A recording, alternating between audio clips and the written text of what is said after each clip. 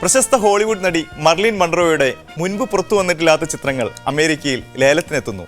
ഒരു സെലിബ്രിറ്റി ഫോട്ടോഗ്രാഫറുടെ സ്വകാര്യ ശേഖരത്തിലുണ്ടായിരുന്ന 3700ഓളം ഫോട്ടോകളും നെഗറ്റീവുകളുമാണ് ഇപ്പോൾ ലേലത്തിനെത്തിയത്.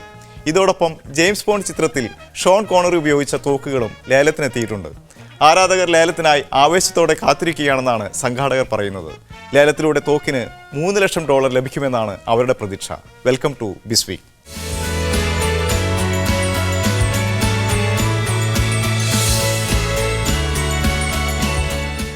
പ്രാദേശികമായ പൈതൃക സമ്പത്ത് സംരക്ഷിക്കാൻ പലപ്പോഴും ടൂറിസം മികച്ച സാധ്യതകൾ തുറന്നിടാറുണ്ട്.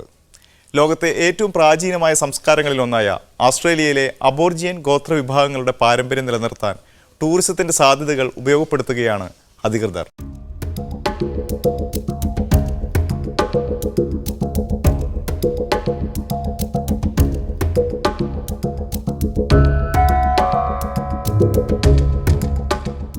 പൈതൃകങ്ങൾ നശിച്ചുകൊണ്ടിരിക്കുന്ന ലോകത്ത് പൈതൃകങ്ങളിൽ നിന്ന് സാമ്പത്തിക ലാഭമുണ്ടാക്കുകയാണ് ഓസ്ട്രേലിയ.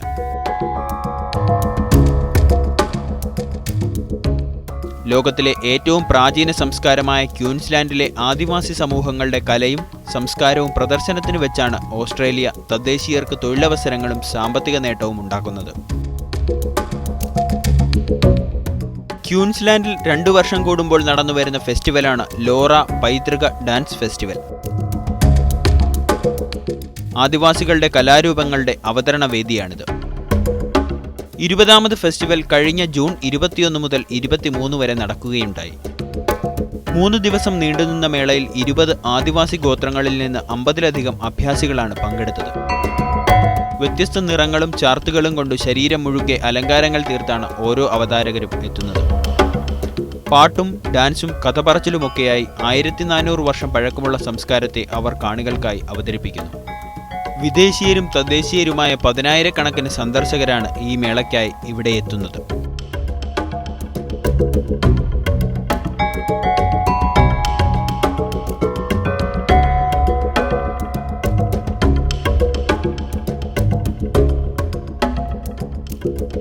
ഈ ഫെസ്റ്റിവൽ ടൂറിസം മേഖലയ്ക്ക് മികച്ച സാമ്പത്തിക നേട്ടമുണ്ടാക്കുന്നു.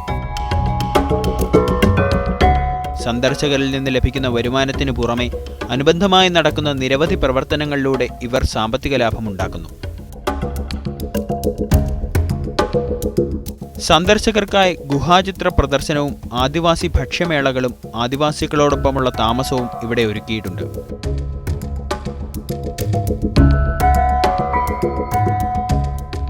യുനെസ്കോയുടെ പൈതൃക പട്ടികയിൽ ഇടം പിടിച്ചിട്ടുള്ള ഈ ഫെസ്റ്റിവലിലേക്ക് ഇന്ന് ലോകത്തെമ്പാടു നിന്നും നിരവധി സന്ദർശകരാണ് എത്തുന്നത്.